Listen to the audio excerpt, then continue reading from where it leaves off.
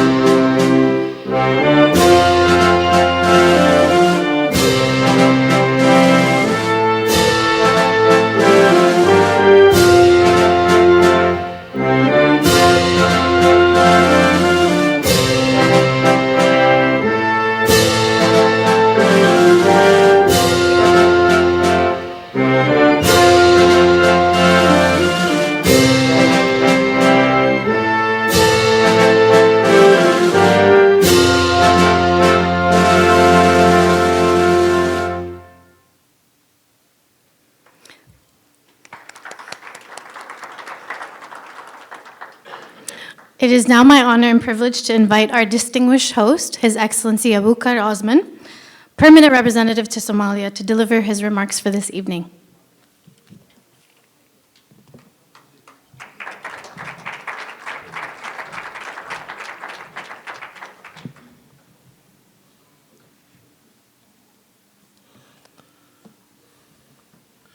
Excellencies, distinguished guests, colleagues, and friends, good evening and welcome. Thank you for being here tonight. I would like to start by saying we organized this reception in honor of President His Excellency Hassan Sheikh Mohamud, President of Federal Republic of Somalia. We plan to be here and chair the open debates, but due to weather, as you all know, he could not be here tonight with us. It's a true pleasure to welcome you as we mark the conclusion of Somalia's presidency of the Security Council on January 2026, a month that's meant a great deal to us. The last time Somalia held this responsibility was way back, also in January of 1972. That was our first turn. So this moment isn't just a symbolic, a sign of how the arc of history can bring every nation back to the table, and how a progress, sometimes is slow, sometimes hard-won, remakes what's possible. Now, to be frank, our ancestors were a lot more creative than we were this time around. Back in 1972, our ancestors, they managed to bring the Security Council to Africa for the first ever meeting in the continent of Africa of the Security Council at the African Union in Addis Ababa. We, on the other hand, did not have that grand ideas. Instead, we ended up battling a classic New York winter storm. Maybe next time we will channel a little more of that legendary Somali ingenuity and get ourselves some warmer weather, especially if we end up getting presidency in January again. From the outset, we approached this presidency with hope, humility, and maybe a little humor. Some of us even suggested we call it the Somali month. New York, as always, had its own way of reminding us we are far from the Horn of Africa. The last few days is a witness on that one. Yet, as the diplomats do, we adapted and we made the most of it. But symbolism alone was never our aim. Throughout this month, Somalia has worked to deepen trust among Council members, to strengthen cooperation with the wider United Nations family, and to ensure the Council's precious time and resources are used wisely.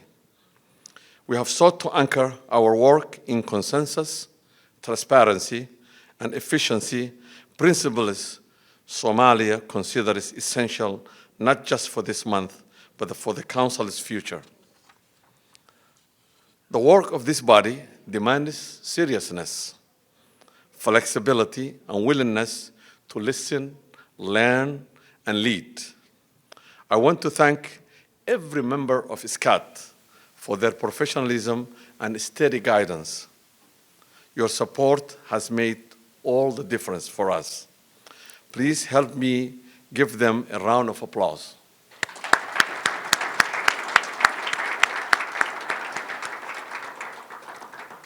To my team, your dedication and resilience have been extraordinary.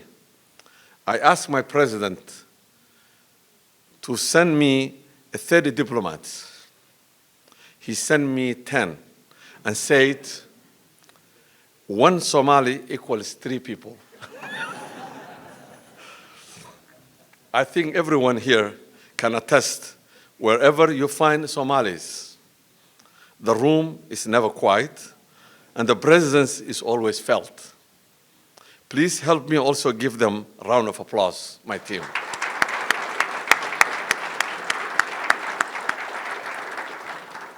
This evening also gives us a chance to reaffirm what Somalia stands for, a deep commitment to the multilateralism, to the United Nations Charter, and to partnership with all member states. In the world where temptation is to aim low, is all too real, where dehumanization, misinformation, and violation of international law are used to attack our shared reality, Somalia chooses different path. When others aim low, we aim high. We meet dehumanization by insisting on the dignity of every person. We answer falsehoods with truth, building resilience through education and verified facts. And when the law is disregarded, we double down on our dedication to justice and accountability. Aiming high is not an easy road. It means confronting hate with solidarity, meeting lawlessness with a fiercer commitment to justice, and making our actions reflect the principles world we wish to build. It's a choice and a form of strength. We also know that diplomacy isn't just about debate and policy. Tonight is a chance to relax, to share Somali music and culture, and to enjoy each other's company. My warm thanks to Naaman, our famous Somali singer, and the Somali Museum dance troupe that also came to celebrate with us tonight, for bringing our culture to life. It's a reminder that, like diplomacy, art brings people together. As we pass the baton to our friends from the United Kingdom for February presidency, I offer them our full support. Somalia's approach will continue strengthening trust, building consensus, and making every moment count. In that spirit, I have some good news. Somali Airlines will soon be landing in London. I was told this is a PC joke. So to our British colleagues, prepare for both our partnership and for our presence on the ground and in the skies. Thank you again for joining us. May the evening bring good conversation, new connection, and a spirit of community. And my final word is, we always aim, and the sky is the limit, not to limit. So dhawaada, which means you are most welcome. Thank you again.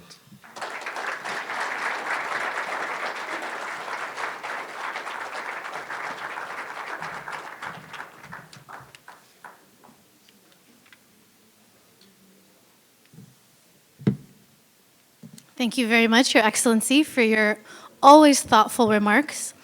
You know, I've always thought I wanted to clone myself. I guess I don't really have to. So this evening, we are pleased to share a glimpse of Somalia's rich cultural heritage with a performance by the Somali Museum Dance Troupe.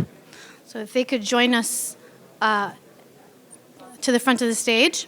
The agenda, so we're actually going to have a very talented Somali singer perform first. If I could please have your attention, everyone. Okay, so we're going to have Nim'an Hila.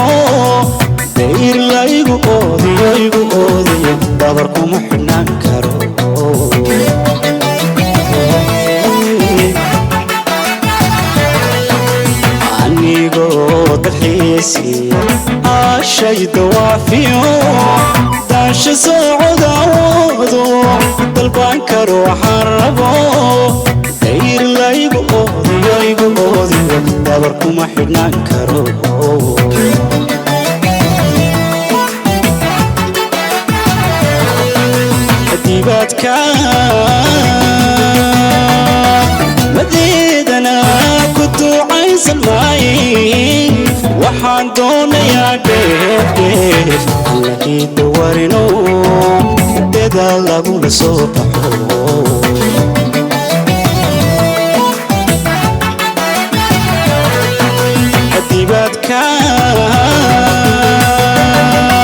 madeedana ku duucaysan maayin waxaan doonayaa dheef allahayda warino dadaal lagula soo baxo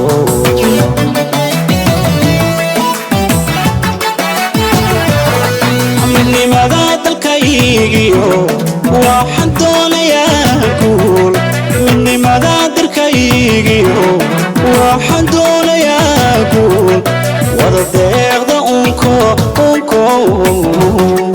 dadku simaya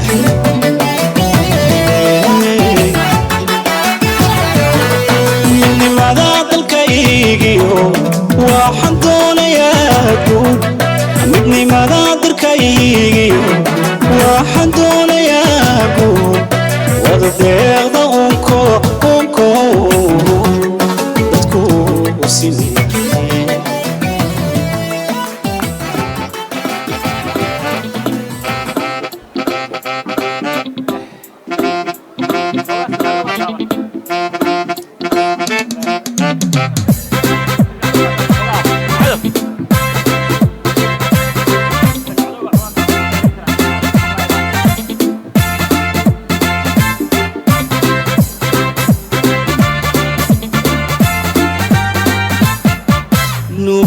anigoo jiran nuurkii Soomaali weyn banaadirka naawila naruurada talbakool inaan ku nastandeeyaay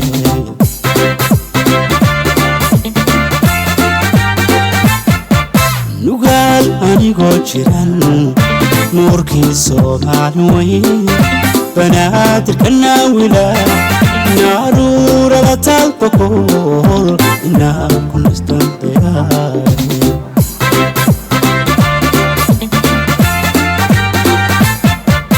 hiiraniya daarabto naftaan furaatu dheer nudan ku haya qofdogooda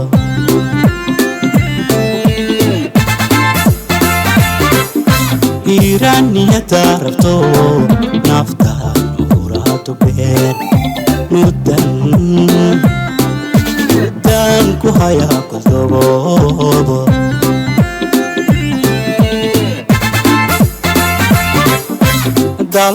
dalko nabadahan jeclahay dadko nagiba suga Soomaalida naqtayo nidaam heshay baan rabaa Soomaalida naqtayo nidaam heshay baan rabaa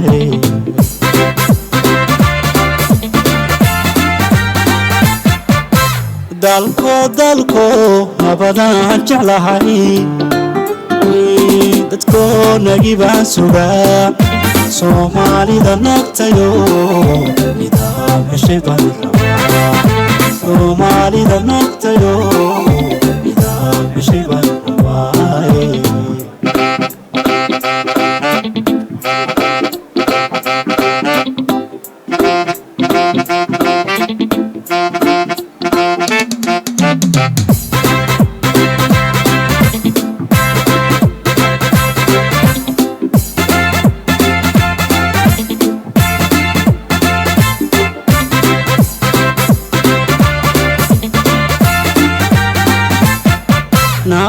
soliya sanaaga ayaan ku neexawsadaa argaysan nabdaadiya nalkaan shidaagado jubbaab naashnaashayaay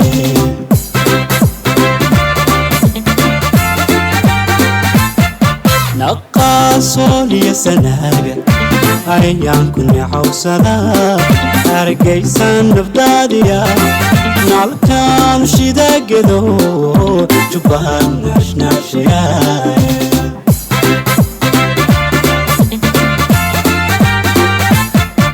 awdal baan wali naadiyaa ku nool iyo mudug ayaan nacabka ka ilaaliyaa waye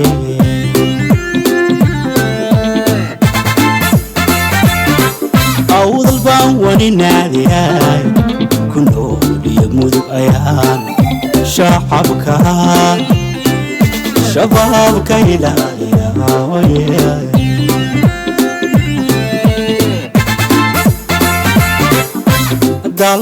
dalko nabadaan jeclahay dadko nagibaan sugaa soomaalida noqtayo nidaam heshay baan rabaa soomaalida noqtayo nidaam heshay baan rabaa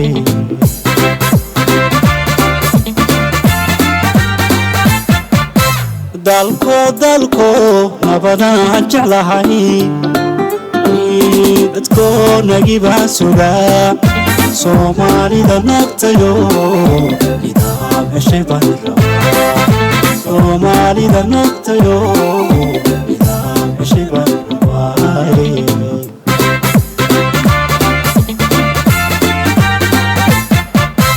dalko nabadaan jeclahay dadko nagibaan sugaa soomaalida noqtayo nidaam heshay baan rabaa soomaalida noqtayo nidaam heshay baan rabaa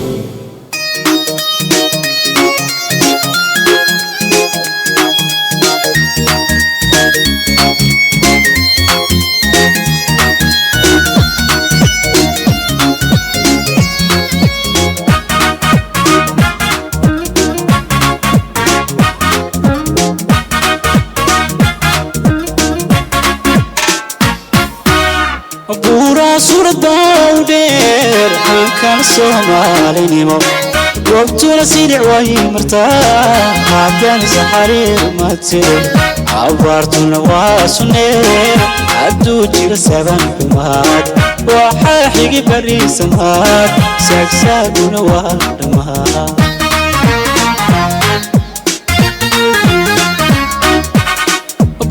suurad dawdeer hankan Soomaalinimo goobtuna sidii way martaa hadan saxariir matire abartuna waa sunee aduu jira saban xumaad waxaa xigi bariisamaad saagsaaguna waa dhamaad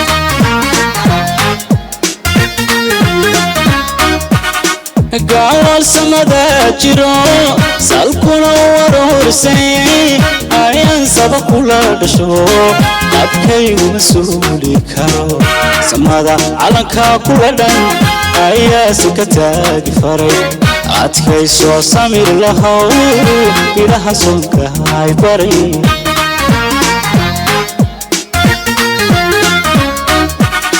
gaawal samada jiro salkuna warorsay ayaan saba kula dhasho dadkaygu masuuli karo samada calanka kula dhan ayaa si ka taagi faray adkayso samir lahow ilaha soonka ay baray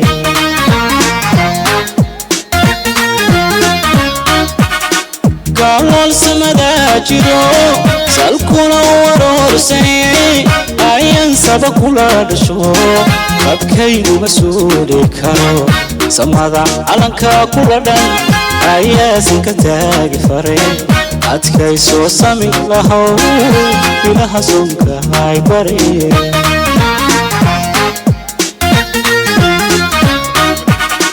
darura sixirkaniyo intaan saxankani dulliman samaaluhu wuxuu ahaa naflahamadu kugu sandheer sadhalata fadaaruqiyo intaan soo curfiyo safiyo cudud buu lahaa cadaawuhu kaga sasaa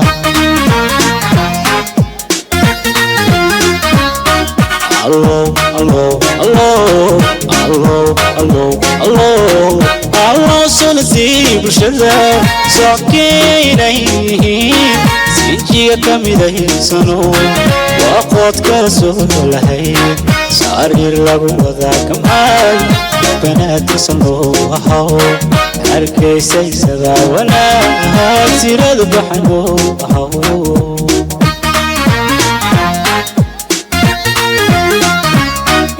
allow allow allow allow bulshada soo keenayhiin sijiga ka midahaynsano waa qood kala soo lahay sariir lagu wadaagamay banaadirsanoo ahow hargaysaysaba wanaag sirad baxanoo ahow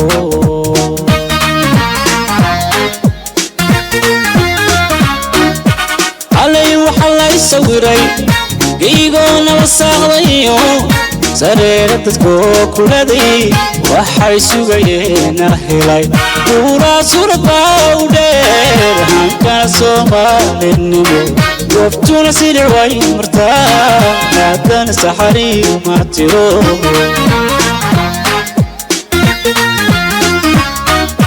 حلا وحلا يسويري قيقونا وساقضيو سريرتكو كلدي waxay sugayeen helay ura surbaawdeen kan Soomaaliyeed goobtuna sidii way martaa haddana saxari ma tiro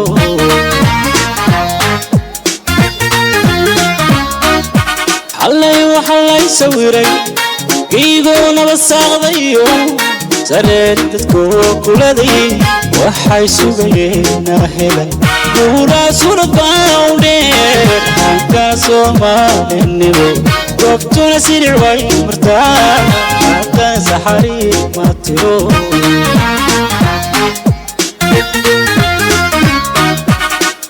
A dance troupe that is here, and they're going to share with you some of our cultural dances.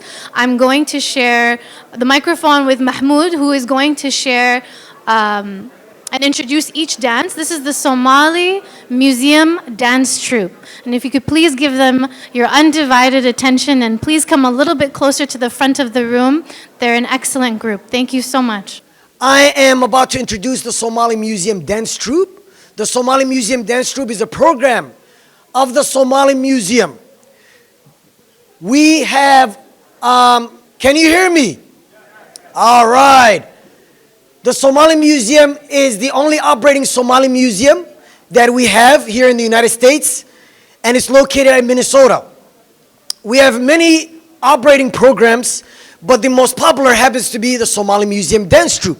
This is made of young men and women who not only study Somali traditional dances from all regions of Somalia, but they dance them out for the community, right? We've been to Virginia, we've been to California, we've been to Texas, right? But tonight, where are we at? New York! All right. So with that being said, I will be introducing the Somali Museum Dance Troupe, and they will be dancing Danto. Okay? Say it with me. Danto. Danto. Danto is a popular dance, especially with the younger generation. It originates in Jigjiga, right? And this dance mimics the actions of a very popular animal in Somalia. Do you want to take any guesses? Camel. Who said that? Let's give him a hand. Let's give him a hand. You're amazing. Camel. With that being said, please help me welcome the Somali Museum Dance Troupe. Dantadu may dhiman dhulkana kuma dhicin dantadu dhaqankeena weeyaane hidiya dhaqankeena weeyaane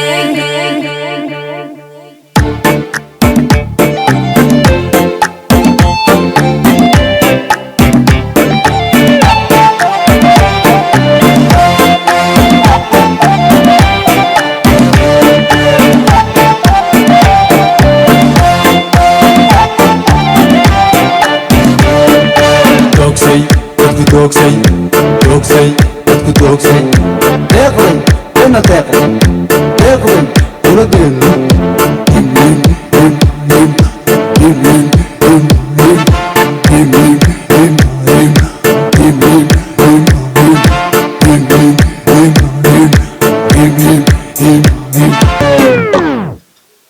geesigii ku dhaliyo gaariyey hooyada iyo golaad ku barbarta ikraanay gowahayo asluuba ku gaarane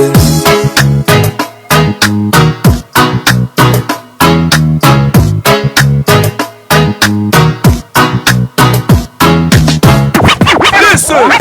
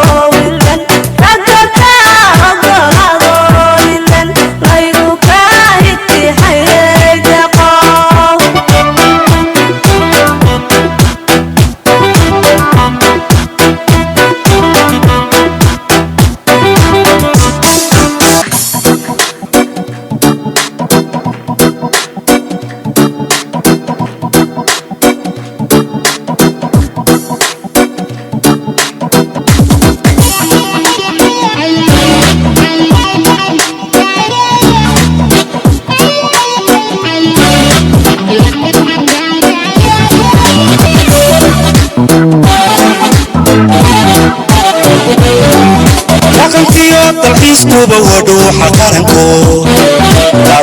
qaranko dhabtii qawdhismankay dhantadu ka kow tahayeen danka kale hiduhu waa dhaxal waalidkeeno dhalinyarihiyo waayeele waan ku dhaadanaynaa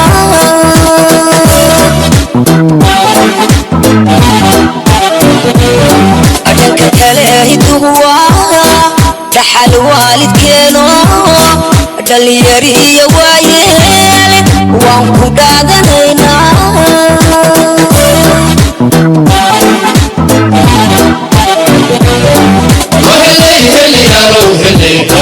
dhulka aynu leenahay inta dheemantaale macdan dhigay ilaahay inaga dhammaanay xafiis dhowra abidkii oo dhammaan adduunyada ka dhadhiciya jira. All right, that was in Jigjiga. We're gonna fly to the north and dance Sayli'i and Chander. Now, both of these songs are danced during happy occasions, such as weddings.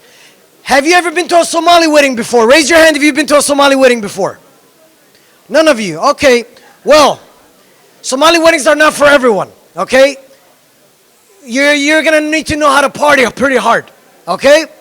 So with that being said, the dance troupe will be performing the amazing dances of Sayli'i and afterwards Chander. By the way, Chander stands for taking a big step and big leap, right? So this is also a happy dance. Please help me welcome the Somali Museum Dance Troupe dancing Sayli'i and Chander.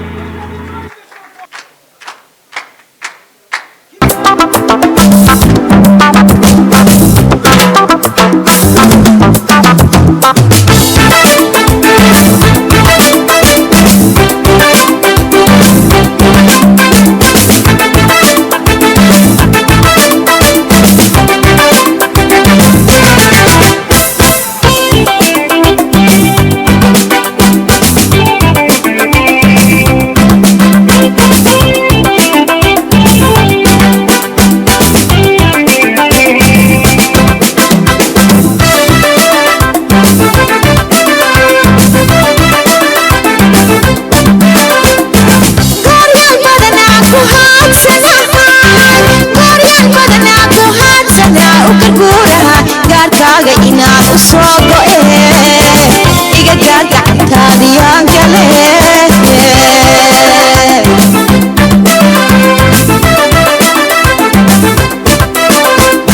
galab ii gashayaan gadaal u raacaaye garma iigu ahee inaan ku gooye galab ii gashayaan gadaal u raacaaye garma iigu ahee inaan ku gooye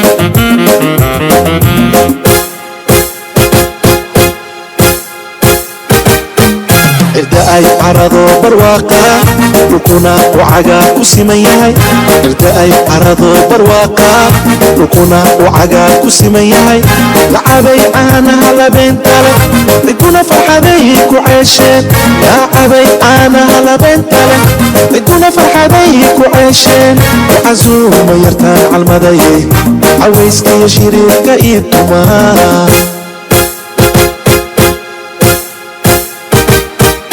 صوتيو دولدوبليو البعاد ليكو دالاتي عيالكي قد عادي وحيك عبدي المعاد ارفيديو ما حساعد عليا ليكو عنيه laga celiyo isiibay waxay ka cabtay alwarshii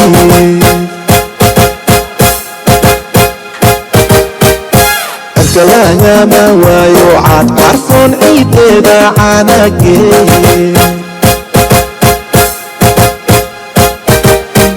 Give it up for the Somali Museum Dance Troupe. We have one last dance and how about a Djibouti dance? Are you guys ready for Djibouti? All right. With that being said, right? Thank you all so very much. Again, my name is Mahmoud. I am the artistic director of the Somali Museum, the only operating Somali museum we have in North America. And these are the amazing Somali Museum Dance Troupe members. Let's give it up for the Dance Troupe one last time.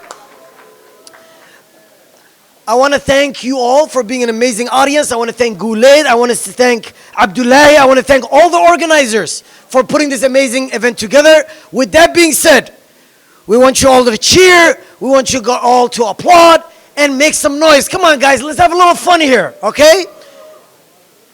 Can we test that out? Can you make some noise right now? That's what we like.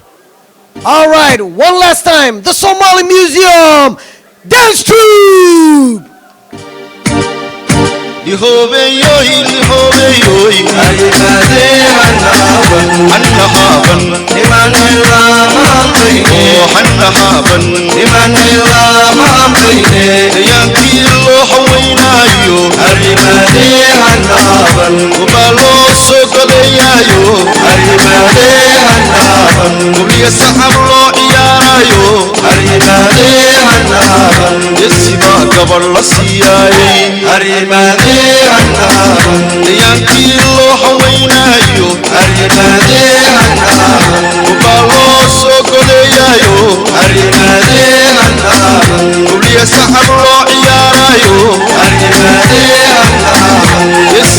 gabal la siiyay arrimaadeen annahaaban iman helaa maamtayne oo annahaaban iman helaa maamtayne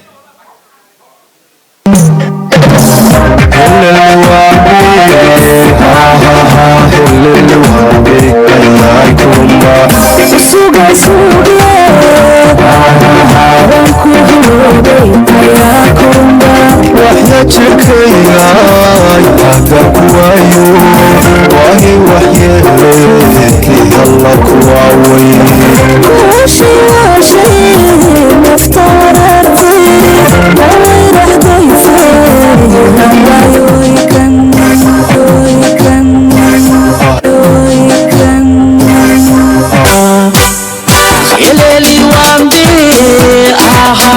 Ileli wambe ayaa surumba kusuga sugi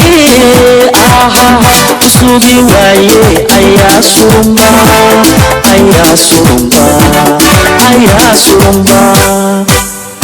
khayra musiyo hoya mu'mina ayaa surumba soo hadeeyo waa sultaane ayaa surumba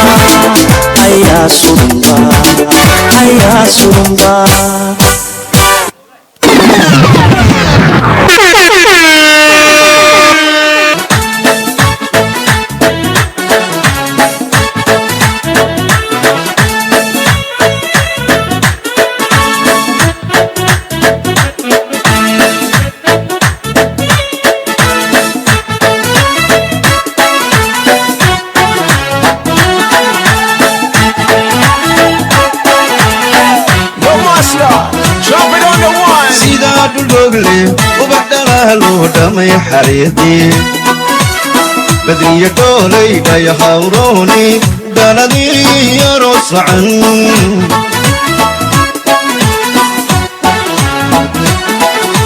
sidaa dhulgoogle ubax dhalaaluu dhamay xariiqii badriya dhoolay dhayahawrooni dhaladii yaroo sacan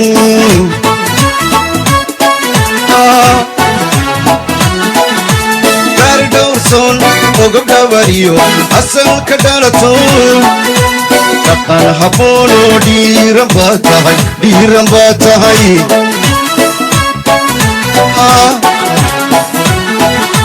gaari dhowrsoon ogabdhabariyo asalka dhalato dhaqan habboonoo dhiiran baa tahay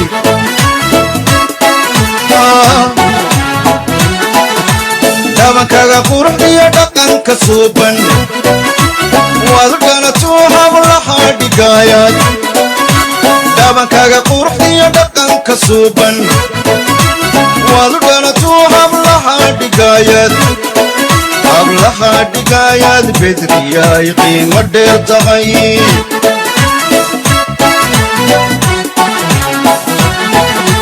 dhabankaga quruxdiyo dhaqanka suuban waad dhalatuu hablaha dhigaayad dhabankaga quruxdiyo dhaqanka suuban waad dhalatuu hablaha dhigaayad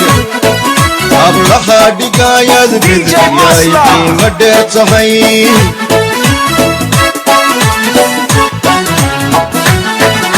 allaha dhowri casan dharaayo hoya aamina idibta kugu dhalay badriya dhimanay kugu dhalay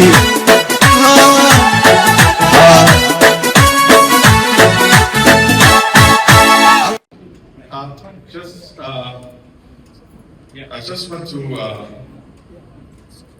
give a certificate of appreciation on behalf of the President Hassan Sheikh Mahmoud to Nu'man Abdurrahman Hassan Ilah,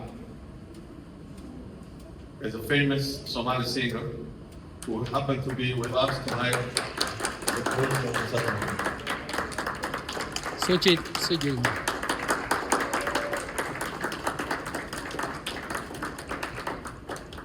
Good. Thanks. Another certificate of appreciation is going to go to the Somali Museum Dance Troupe. On behalf of the President, Sheikh Mahmoud, you will be given the certificate to Somali Museum Dancing Troupe.